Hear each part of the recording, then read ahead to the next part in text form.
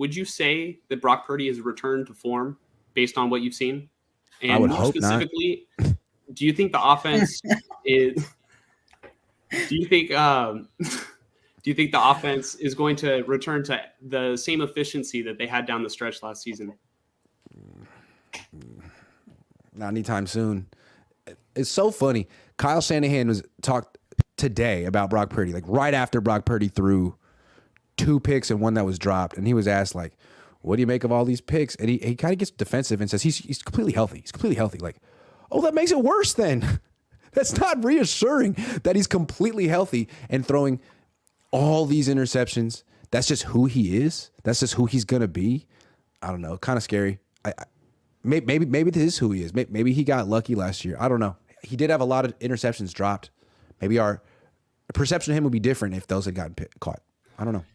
I think that's a great point because I sort of had my questions last year about whether what we were seeing about Purdy was, just the weapons. I mean, if you have an adequate quarterback back there, they're going to score points. And, I don't think that besides the Cowboys and the Eagles, who knocked him out of the playoffs, I don't think he faced that many great defenses. Like, maybe he faced a couple solid teams, but, it seemed like, as a whole, there were teams that they could and they did just kind of barrel over. So, I don't know if what we're going to see this year is going to be as a result from the UCL injury, or if it's just going to also be a combination of, the defenses are just going to start figuring him out, because I want to say that last season he had a huge tendency to roll out of the pocket to the left, and find Ayuk, find Debo, find Kittle. I don't know if it's going to be that easy with defenses adjusting. I feel like this is a redo of the 2019 offseason. Jimmy Garoppolo was coming off ACL surgery. He threw so many freaking interceptions in camp, including one day where he threw 5 in a row. Not in a day, in a row. And everyone's like, well, the Niners went to the Super Bowl that year. Yeah, but, they had no confidence in Jimmy Garoppolo. Their whole offense was him handing off. And as the season went on, it was more and more and more. And you know how that season ended. So it feels like that again. Like everyone at that time was saying, hey, Jimmy's 100% healthy. Okay. So he's just a turnover machine then now. Yeah, pretty much. Yeah. And so we're going to have to limit that. Okay. So that's what Brock is. So we just have Jimmy Garoppolo Jr. here for cheaper and a different haircut with a slightly different jawline. Great. One thing I will say, it is a huge advantage to have, somebody who is similar in play to Jimmy Garoppolo on a rookie contract, because Purdy's making less than $1 million, and Garoppolo was making, like $25 million a year, a huge chunk of the cap. But what we're seeing now, I feel like they're a top heavy team now when they weren't in the past. A lot of their stars are getting older, and, their Super Bowl window is closing. So unless Brock Purdy hopefully can carry them to the Super Bowl and carry them to a victory, I don't know. It just seems like bad news for this team, and they might have to start looking for a quarterback next year. Yeah, it's almost like they're treating Brock Purdy like a win now, like a win now guy who has an opportunity, but they're not really committing to him long term. They say he's the real deal, which implies he's their long term guy, but they haven't even named him the starter for Week 1 yet publicly. So it kind of feels like they're like, look, we have this great team. It's expensive. We can't afford a quarterback right now. Brock's the best guy we can get. But who knows? In a year or two, the cap could go up. We could move some money around. Maybe we could afford another quarterback. So it almost feels like it's still an audition for Brock. And if it doesn't go well, they could pivot to another quarterback next year. Like they could bring in someone else next year. Or how about this? Let's say Brock starts Week 1. He's not ready. He struggles. He loses. All of a sudden, he's not looked at as a savior anymore. Week 5, 6, 7, Trey Lance comes in. The offense is clicking. Happens every year with these quarterbacks, right? Maybe he all of a sudden is a savior, and then he's the starting quarterback next year. Or Darnold. Like that could all happen. This Brock Purdy story could change very quickly. And that's exactly what happened to Jimmy Garoppolo. Remember he signed the contract, came back 2018, lost Week 1, barely won Week 2, got hurt Week 3. And then you're looking at him way differently. Just because the defense, the league had a longer look at him, more time to think about how to stop him. And shit happened. Sorry.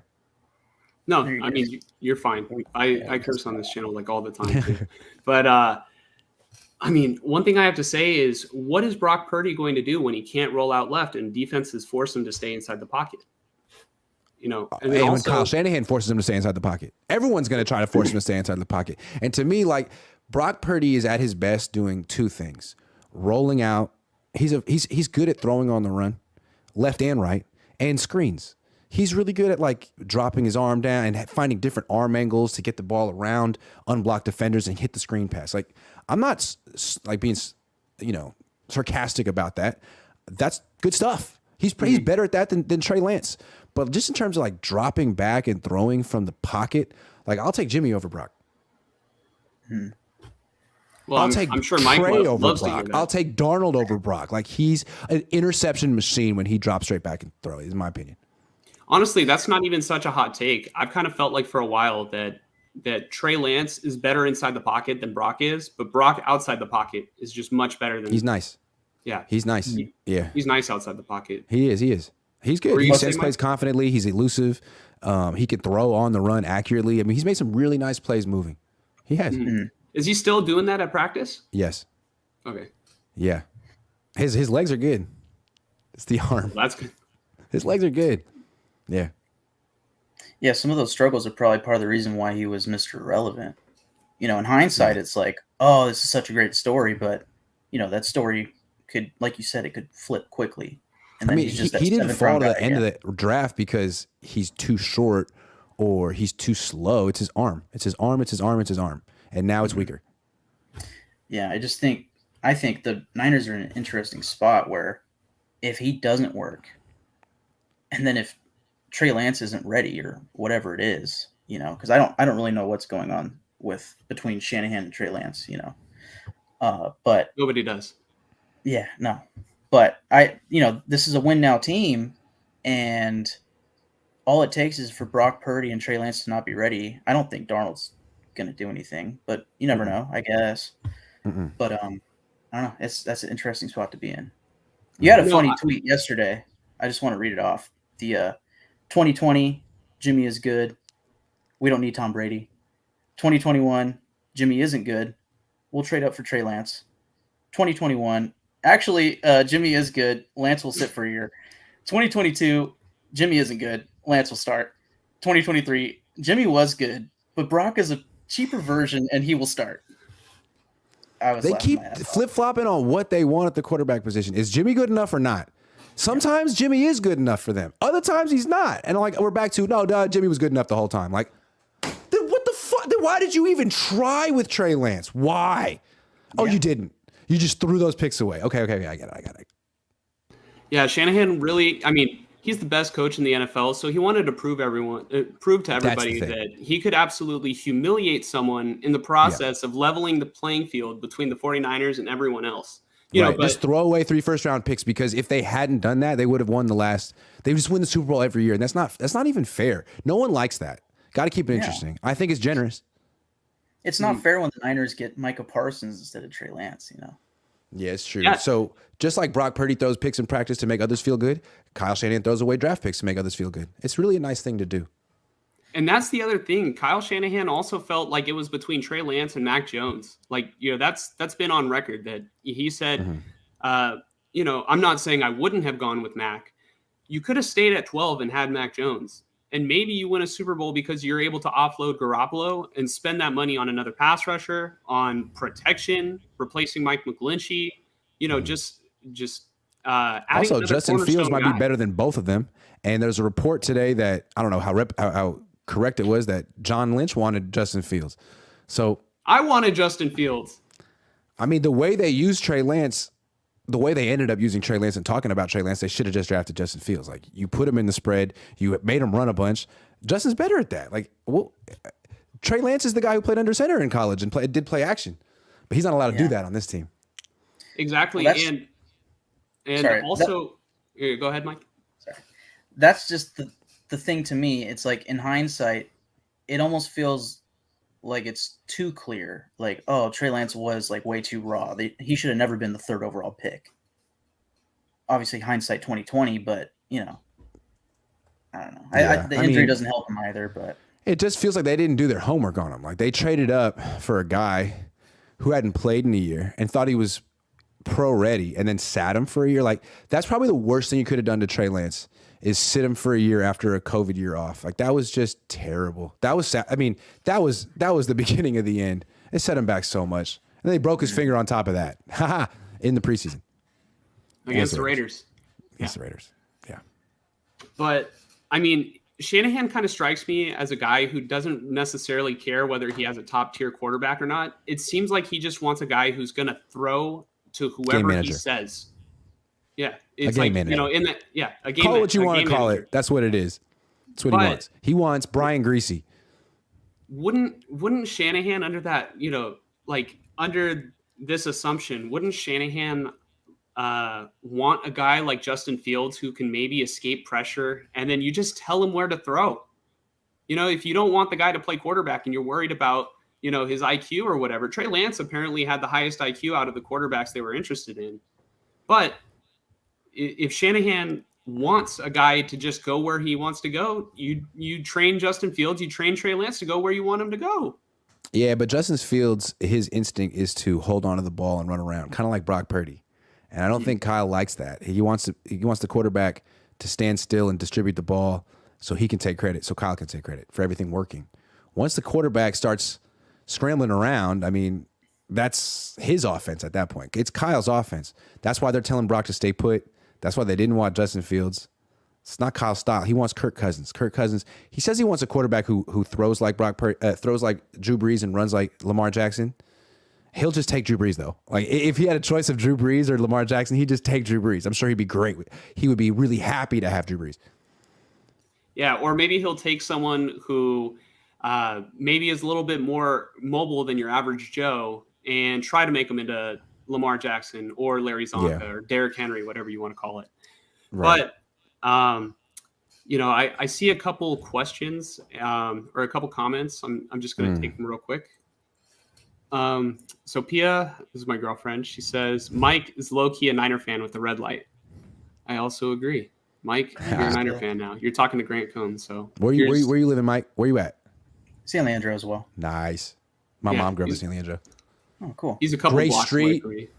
Nice. What street? Gray Street over by 150th, over by Harry's Hofbrau. Oh, okay. Yeah. Hell yeah. Love Harry's Hofbrau. Yeah.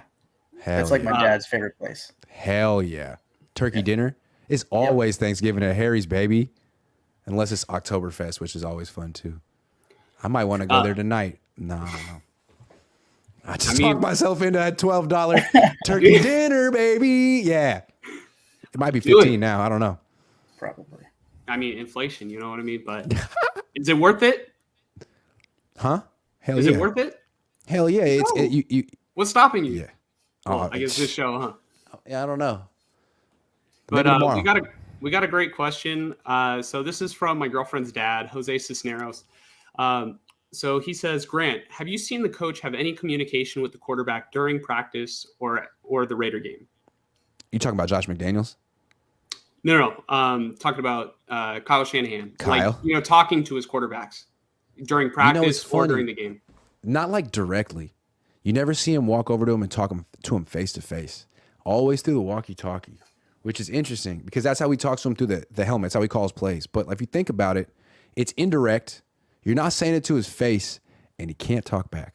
You know what I mean? It's a one line. It's I talk, you listen. And he could be 10 feet away. Like the quarterback could be right there. Kyle could be right here. He like turn his back to him. Sometimes after a play, he'll like yell into it. Like, man, he's right there. Go tell him.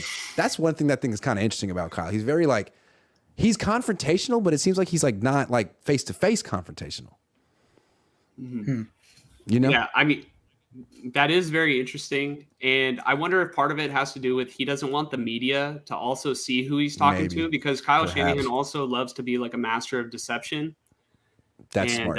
That seems like something he would think about. Yeah, he tries to prove that he's smarter than everyone else. That's just something that I've noticed. And I mean, that's from my point of view. Maybe he doesn't. I could be completely wrong, but that's just my take. But another thing that I wanted to go back, and you mentioned that Kyle doesn't like the whole the improvised stuff that maybe Purdy does. I would say that maybe he didn't like it before, but it has worked out so far. So he's called Brock Purdy the real deal. And Brock Purdy showed a ton of success last year, and it made Kyle look like a genius. And that just further proves the point. He loves when his ego is able to get inflated. And they talk about, Right. oh man, Shanahan's so great. He's so brilliant. He took Mr. Irrelevant and made him into the real deal. According to it's a good way to think about it. If you like, what would be better than turning Trey Lance into a franchise quarterback, turning Mr. Irrelevant into a franchise quarterback, right? If you think about it, like Kyle's ego doesn't need Trey Lance to work out because he just like shot the moon with the latest pick ever. If you think about it that way, it kind of might explain why Kyle's so eager to make this Brock Purdy thing work. Like it trumps Bill Belichick and Tom Brady. You know what I mean? It would essentially become the greatest draft pick ever if he wins a Super Bowl. You know what I mean? Like it's Besides Brady, and maybe there's like a lot of people that I'm overthinking. It definitely at the quarterback position seems like a lot of one of the highest value picks that you got towards the end of a draft, right? Mm-hmm. So I don't know if you guys can think of any names, but I think even if that's all you got from Purdy, that's still a hell of a value out of a 7th round pick. Any team would take that. Yeah. Yeah, he's already outperformed his draft slot for sure. Yeah.